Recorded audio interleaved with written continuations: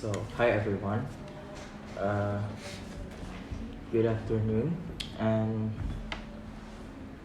so today we're going to talk about the victim is innocent in a revenge porn.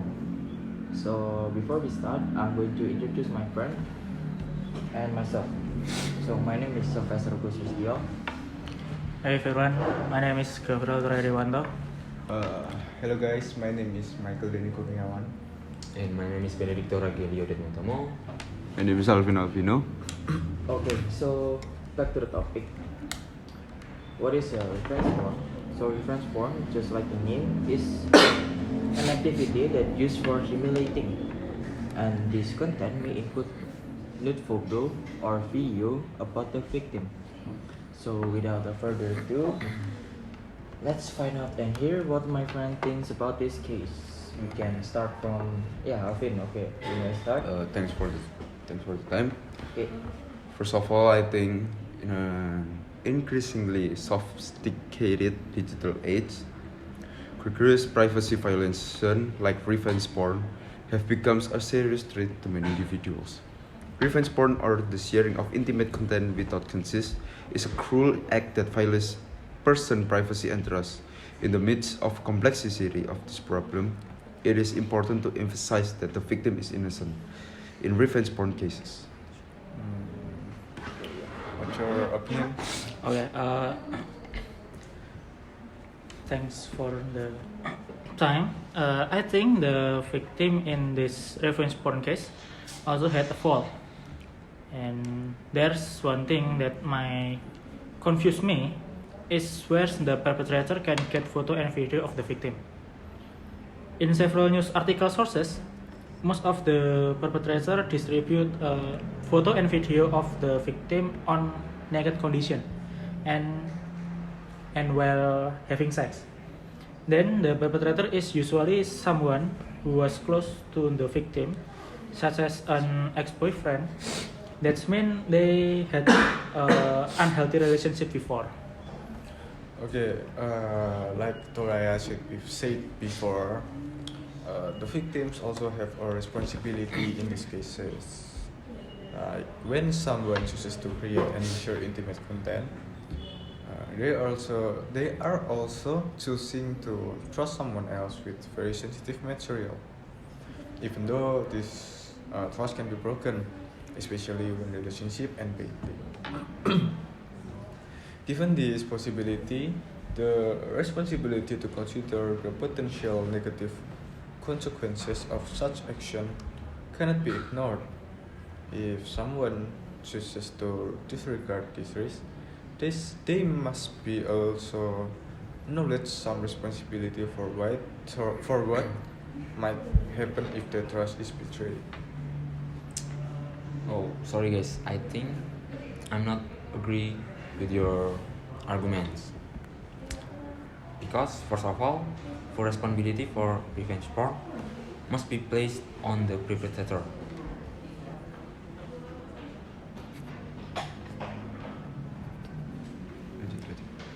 Okay, Can you sorry. continue? Can you continue? Perpetrators are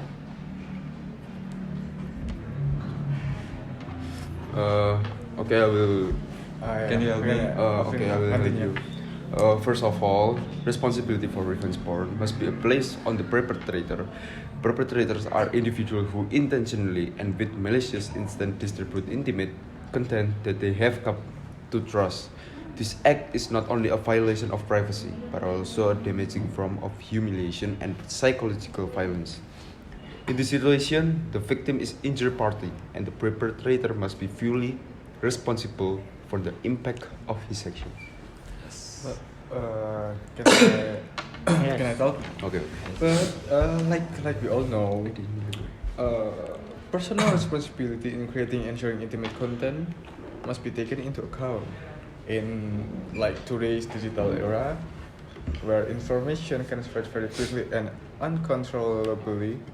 Individuals must be aware of the risk associated with creating and disseminating private content.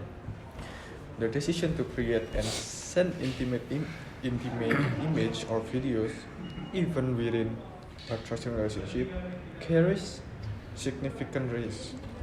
failing to consider this, this risk reflect a lack of personal responsibility and extra caution and awareness when creating such content should be like an essential part of prudent digital behavior. You want to add more? You want to talk? Yes. Yes, you first. Okay, additionally, revenge porn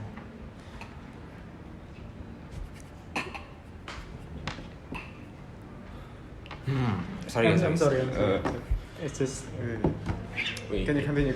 You can continue. I take You can Uh, continue. I'm sorry. minute, 1 minute Okay. for me. Yes. Can I help you something about your You want argument? water? Water? No. Okay. Wait, I need just time. Okay. Let me just. Yeah, take time, take time. Thank you. Wait. Or you need my help? No. Wait. Okay, guys. Okay. Additionally,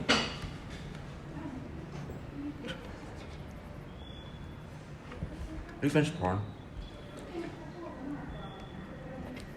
is a serious violation of privacy. Victims may share such content in the belief that their privacy will be respected and their trust will not be abused. When this content is disseminated without permission, victims experience servers privacy violations. Blaming the victim in the situation is unfair and only makes their suffering worse. Okay, guys? Okay, can I talk now? Yes. Okay. We all know that this reference porn case is a violation of privacy, right? Like you say before. And however, body photos and video are also private and should not be shown to anyone, including the closest to you or even family, right?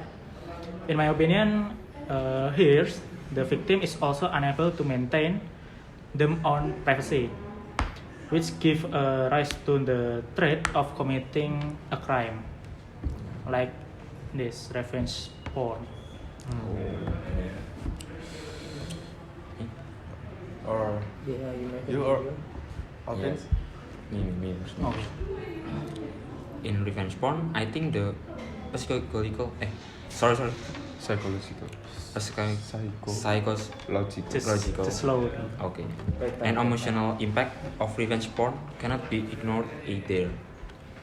Victims often experience profound trauma, including shame, anxiety, depression, and even suicidal thoughts.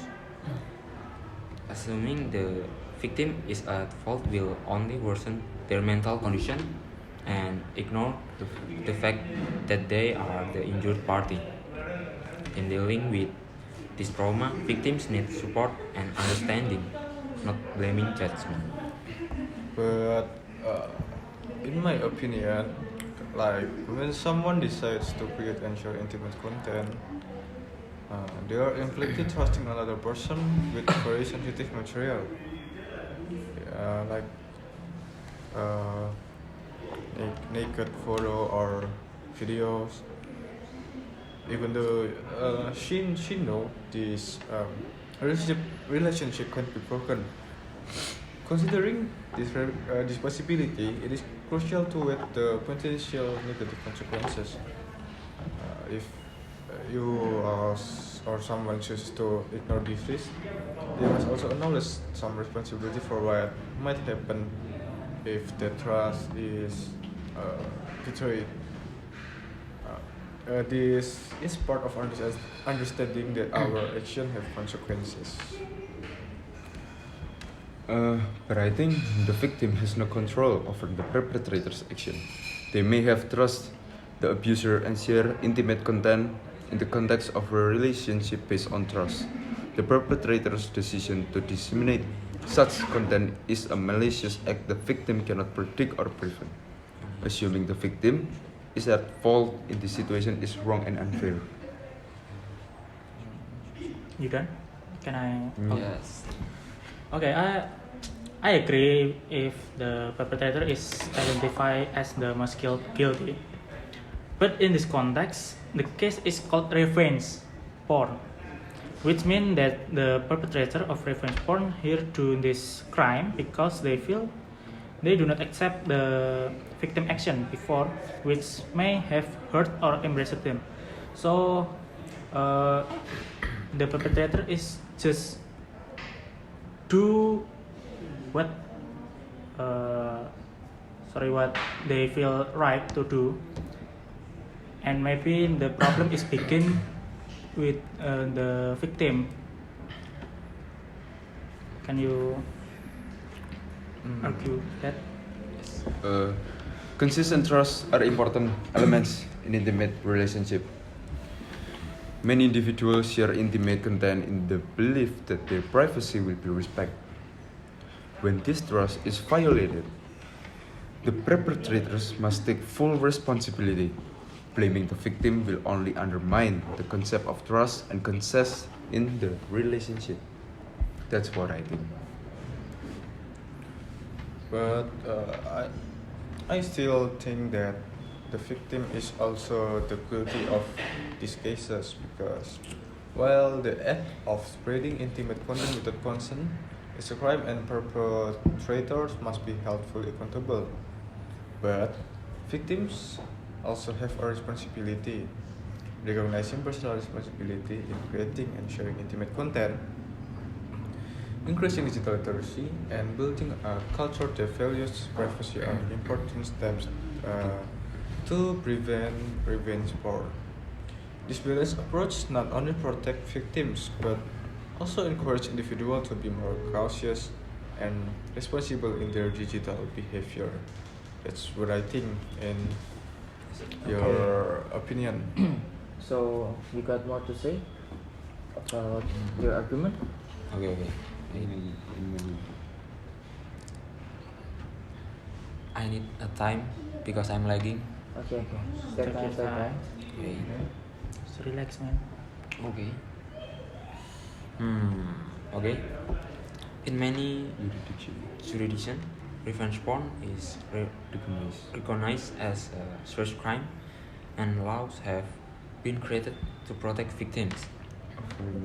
Affirming the innocence of victims is essential to enforcing these laws and ensuring that victims receive the justice and protection they need. Next, social stigma is a serious problem faced by victims of revenge porn. When society assumes the victim is at fault, this reinforces negative stigma and prevents victims from are innocent so they can recover from the trauma they have experienced. I think overall my argument and Alvin argument, in case of revenge porn, it is important to emphasize the innocence of the victim. Perpetrators are individuals who must be fully responsible for their action that violate someone's privacy, trust, and dignity. Supporting victims and placing blame on perpetrators is an important step in confronting and overcoming these crimes.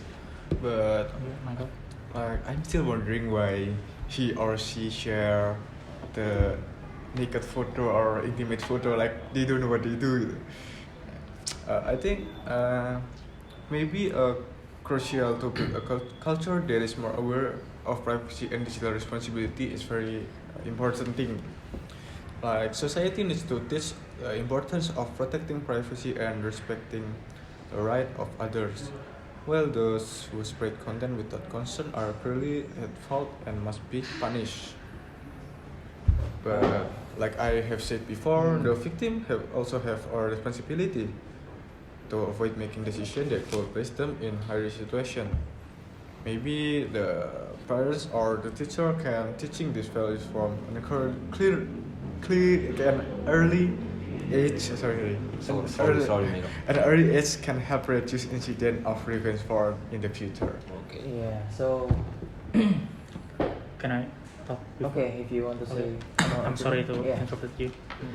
So, crimes like revenge porn can be avoided long before they happen, as by not sending photo or video on naked condition and also not having sex before marriage, like the Michael said before, and even if it is recorded, it's so terrible, right? So And- disgusting, I think. Yeah. Like recording while having sex.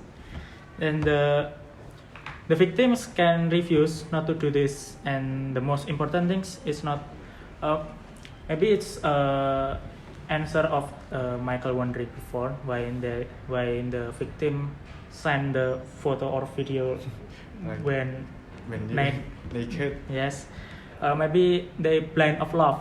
Oh. Yeah. That's the most important thing is not to blind by love until they want to do whatever he's told. So yeah. Yes, I agree with both sides because both arguments have a valid point. And if Michael were wondering why, maybe they what's it? If you say that the perpetrator is wrong, but why they take photo together? So from what I think that both of them, both sides of the victims and the perpetrator are wrong. But the victim have responsibility to protect their privacy, and the perpetrator have the same thing, like they have a responsibility. So for me, the both side of this case is wrong, but the act that we need to take is maybe the best act is by blaming the perpetrator and make the victim think that he is not wrong or she is not wrong. So I think that is the best way because we want to think that we want to make the victim thinks that he's not wrong and makes him or her heal from the trauma. So yeah, I think that's the best way to solve the case. Whether who is wrong in this case, for me, both of them are wrong. So yeah, maybe this is our podcast for today about the revenge porn. So guys, revenge porn is a serious crime. So be careful, yeah. And that's it for today. Thank you. Thank you. Thank you. guys. Bye bye. Alright.